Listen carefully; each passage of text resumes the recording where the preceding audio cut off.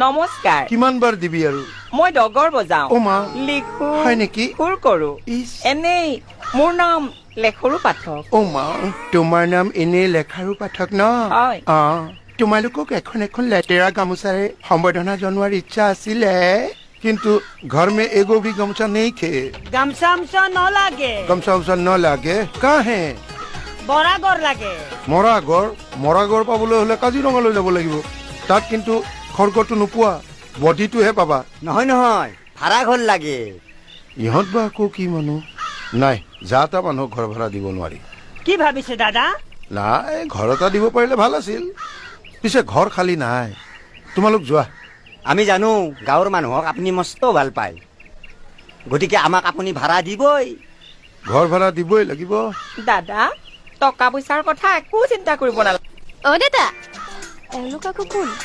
অ দাদা, অ দাদা। ক মাৰৰ ডুপ্লিকেট। নমস্কাৰ, আমি শিল্পী মানুহ। হয় দিয়ক, আমি মানে ঘৰ ভাড়া বিচাৰি আছো, গান মাষ্টাৰ আমি। হে, যদি আমাক থাকবা দিয়ে এতে, মই তোমাক সুন্দৰ গান শিকাই দিম, মানে ক্লাছিকেলটো পাছ কৰি দিম। বৰ ভাল কথা, বৰ ভাল কথা। তেতিয়াহ'লে আপোনালোকে ইয়াত থকাটো ফাইনেল। ফাইনেল? তোৰ পৰিয়ালত যিটো আসন, তই কোৱাৰ্টাৰ ফাইনেল খেলাৰো যোগ্য নহয়। ফাইনেলটো বাদেই দে, তইও ঘৰ ভাড়া দিয়।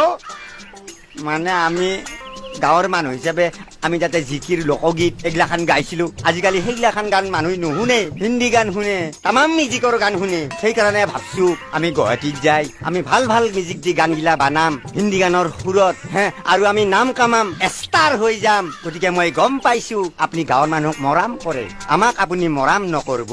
আমি বিচিডি বানাম, কেছেট বানাম, ৰাতা ৰাতি ষ্টাৰ বানি যাম। আপোনাৰ ছোৱালী বি নাম কমাই দিব। হয় নেকি? তহঁতে নিজে ষ্টাৰ বন, মোৰ ছোৱালীক ষ্টাৰ বনাবলৈ কৈ জৰুৰত নাহি হয়, সমঝা? বাৰু এটা ষ্টাৰ গান গাচোন। মাইৰে কালা বাপৰে কালা, তই হলি বগা। মাই ঐ মাই, মাইৰে কালা বাপৰে কালা, তই হলি বগা। মাই ঐ মাই, মাই ঐ মাই, মাইৰে কালা বাপৰে বগা। হ'ব মোক কোন কলা কোন বগা এইবিলাক নালাগে। হা, এতিয়া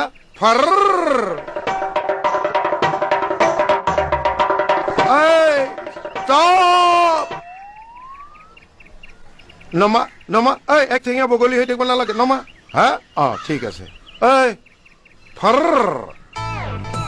আচ্ছা, এই দীঘলটো যে, এই যে মালটো বজাই যে, কি নাম সেইটো? দতৰা। দোতৰা বজোৱা তোৰ চুলিখিনি মোৰ সন্দেহ আছে। দেউতা, তুমি চুলি তুলি বাদ দিয়া। এওঁলোক যদি আমাৰ ইয়াত থাকে, আমাৰ বহুত সুবিধা হ'ব। যেনে? হা, সুবিধা হ'ব বুলি ক'লে কি সুবিধা হ'ব নকৈ গুচি গ'ল দেখোন। সুবিধা কি হয় নাজানো, অসুবিধা যে হ'ব এইটো খাটাং। কাৰণ কথাতে কয় নহয়, যি মূলা বাঢ়ে তাক ৰুকনিত ৰুকি চালাদ কৰি খাই দিব লাগে। মানে এখন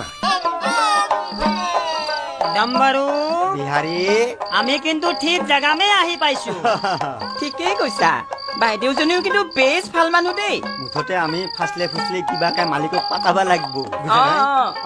মহান শিল্পীসকল আচোন না। মালিক আহিছে। মাত মাত। মালিক আহক, বহক বহক, বহিব দে।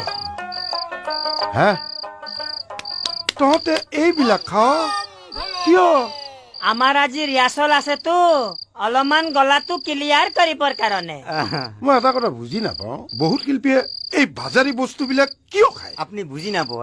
বুজি নাপাওঁ কাৰণেতো বুজি নাপাওঁ বুলি কলো। গান গাবা লগা হলি এটা মুড লাগে, আৰু মুড আনবা লগা হলি এইগিলাখান খাবা লাগে। হয় নেকি?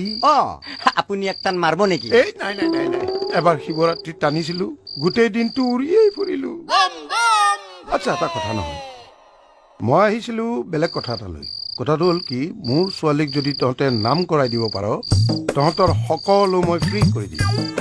থকা খোৱা পিন্ধা যি কৰ চব ফ্ৰী। দেখিছ ডাম্বাৰু, আমাৰ মালিকটো কিমান দয়ালু মানুহ আছে। মইতো আগেই কৈছিলো না। কিমান ভাল। বেটা, মাহৰ মূৰত হিচাপ কৰি মালটো দিবি, মই বাকী বিলাকে ফ্ৰী বুলি কৈছো। আৰু এটা কথা নহয়,